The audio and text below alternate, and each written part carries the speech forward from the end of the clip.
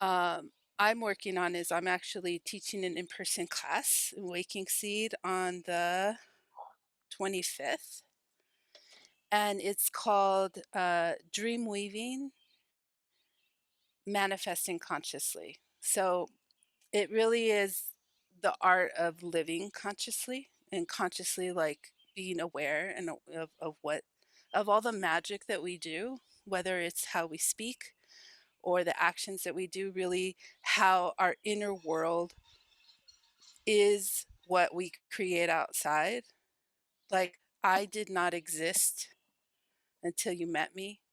So I wasn't in your world. I wasn't even existing in your world until we met. So how our world is this little circle until we start expanding more, and then our world gets bigger, and that's how we get bigger, and that's how abundance is. And to understand that we are electromagnetic beings and the power of our technology, which is, we hear this all the time, like our thoughts become our actions, but how does that really work? And now that I studied hypnosis, and that's a great way for me to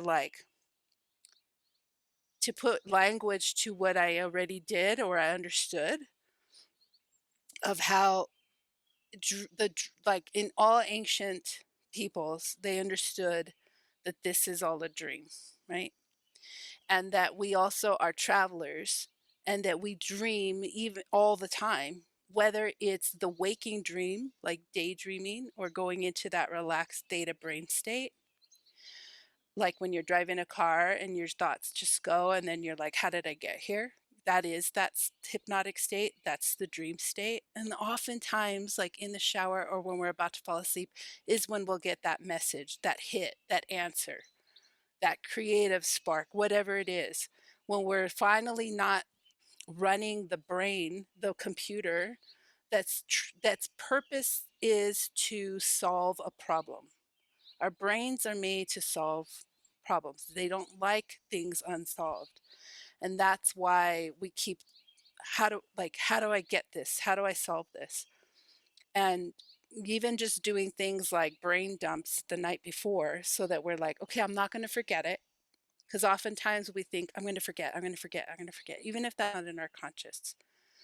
So opening up that dream state, like you experience that with the breath, it does not have to be with um, something that aids us to do it. It doesn't have to be anything outside of us. It's all inside. Those things can help, but I think they're made so that we can bypass that critical factor of our mind quicker. And also the plant has its own intelligence, but we have to remember that that's also like salad we eat or the orange we eat. It also has its own intelligence that we're taking in, and that is um, giving us information, inside our body. So inviting that in, like, we can do all this, we just need to remember. And for me, that key is that dream state and learning how to slip in and out of it at will. And that happens with really things like meditation and relaxation, but we can do it in a split second with the breath. And how to really understand that until we know that everything that's going on in our subconscious, and oftentimes we don't even know it's there because they say up until the age of 7, it's known that we were living in that theta brain state, which is where we are programmed.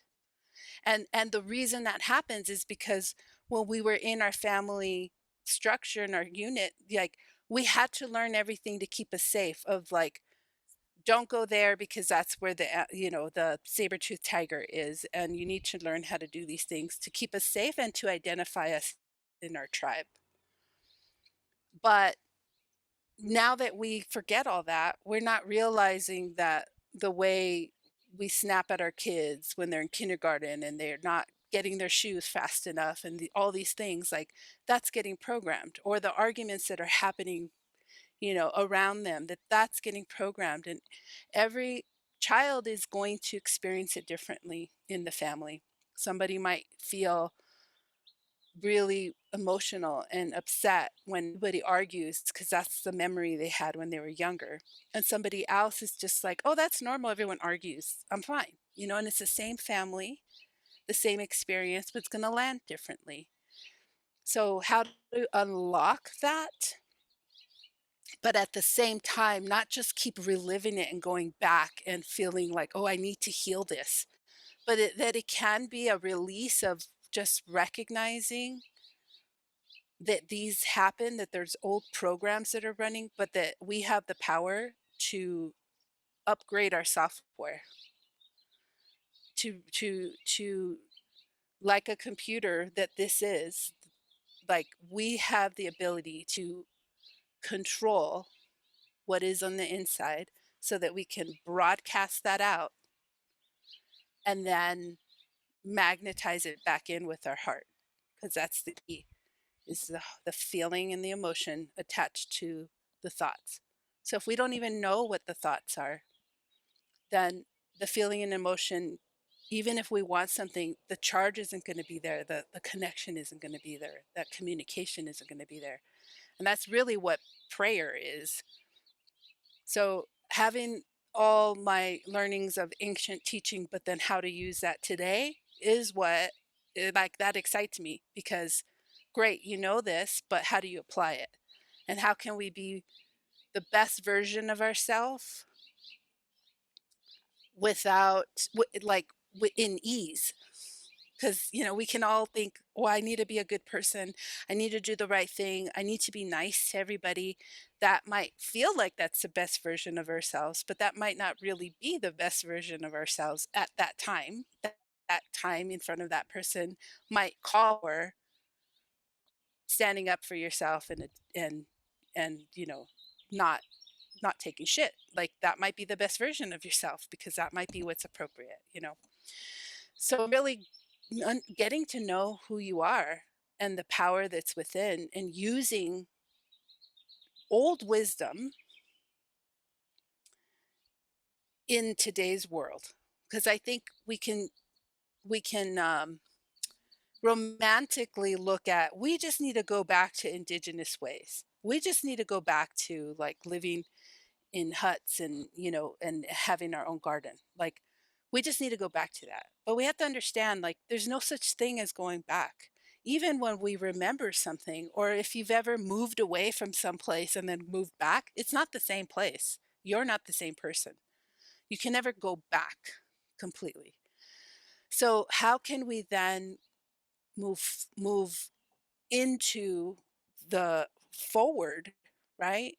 With using all the things that we know are more useful, but helping to bridge um, the future, our generation of the future, to have something sustainable.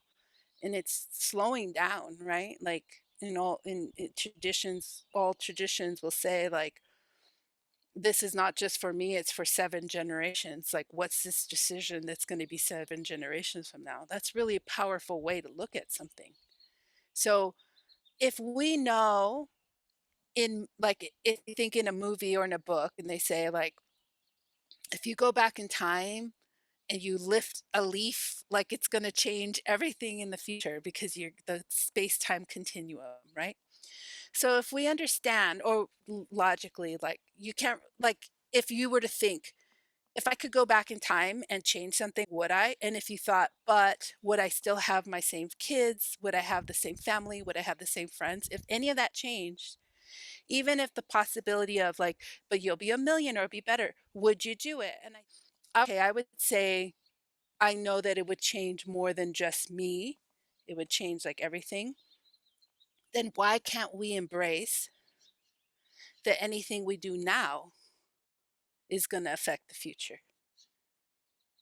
That powerful of, if we do one thing different, it's going to change the trajectory. That's exactly what's happening right now. Anything we do right now is going to change a possible trajectory that we're on. So if we can look, if I continue to do this, This is where I'm headed. These are the relationships I'm in. These are the people in my life. This is what I'm doing. Now, if that's something that's what we have control over. So if that's a way that maybe doesn't feel as supportive, now we have the power and the opportunity to say, what's another path? And that's how we step into like traveling into our future self, because that's all potential. It's all available to us. But when we don't understand that right now we do actually have the ability not to change what happened in the past, but anything we remember from the past, we're bringing it into the present. And if it has a charge, then we're literally reliving the past over and over and over. It's like a nightmare, right? It's like hell on earth. So it's disconnecting that charge, the neural network that has the emotional charge. Because if I told you something that happened in my life that was traumatic, you might have empathy and feel bad, but tomorrow you're not going to like, oh my God, that happened to me. It's just going to be like, well, that's sad that happened to Rosie or whatever. You might think about it, but it's not going to have the same charge. So we do have the ability to see these things that happen to us as an observer, disconnected from that emotional charge. And then that's how we can make peace with it. That's how we can heal it, because we have severed that neural network, that pattern that keeps running, so that we don't have to keep thinking these ways. And then we wonder why we keep meeting people who are showing us what we think of ourselves. So if we don't even know what we really think of ourselves, because a lot of that's attached to those neural networks that are fired together, because that's how our brain works, really efficient. If it's a deep groove, it's easy. I can just keep replaying that. It's like a record, right? So how can we, rather than scratching that record and ruining it, how can we lift it and maybe set a new groove, go somewhere else? And that those are the quantum jumps. Those are the like, I like this song better, and then we can play that next song in our life, and that we get to choose. And that if we go back, again, there's no going back. Now we can go. The only way we're going back and we're living that over and over is if we're not aware that we have that emotional charge and trigger. So that's, to me, what dream weaving is. It's not just dreaming like going to sleep. Like that's powerful, the messages, and that I think that comes when you kind of understand that the dreams of memory, because memory feels like a dream when you think of it, like it's not as clear, and it can feel like a dream. So to be able to take those and weave them in a way that there's a lesson, we learned it, and then continue, so that then we choose, to me that feels really empowering. It's not about feeling bad or making up excuses or even blaming others. It's like, okay, I know this happened. This is my story, but I get to choose what I do with it and how I change it, how I transform it, transmute it, alchemize it. Then we're powerful motherfuckers. And then we can actually help other people in the way that feels more powerful, because we're not, as soon as we meet somebody, thinking, oh, these are the things that I still do. It's okay when we're like, yeah, I know why you're here, because I'm still working on that. And thanking the person, even if we don't say it out loud, like, thank you for being in my life and showing me that's still something that either I've worked on, or this is why you're here, because I know now how to help you because I've worked on this, or I am working on this. But if we're living in like the dream of just whatever happens in this dream, maybe I'm going to open this door and now I'm in Walmart, but this is supposed to be my dad's house, and now I'm flying like this. We see that we do that when we close our eyes, but we don't recognize that we often are doing that in this realm. Like whoever is comes into my life, whatever job I get, wherever I am, like we're floating around like if we don't have control. So if we can see that we are one is a waking dream and we really can walk with that power, then yeah, then we can really know who we are. And do we even know what that feels like, what I feel like, so that when somebody comes into my space, I know that's not mine, that's theirs, but maybe I'm asked to help them. But what do I feel like? And that is being alone, being okay with being alone, being comfortable with what it feels like, what your own thoughts feel like, even if they're like, you know, thoughts that you're like, "Ooh, I'm glad nobody can see inside my head or feel, open up my brain," right? But that's okay. And and that we do have allies, and leaning up against a tree and just sitting up against a tree without any need to do anything other than receive, because mammals and the plant kingdom, we are here made together in harmony. We need each other. We use each other. And so like we need to know that we also need to give back, right? And in that way can just be visiting with the tree or with the flower and just sitting there and knowing, that there's an exchange. So anyway, I'll stop talking because now I'm like teaching the whole class. But so I'm going to teach that in person, and it feels good um, to do in person because I know how powerful that is. I'm going to do another one. Well, I plan on doing another one in July, just in case, like, somebody wants to layer on it.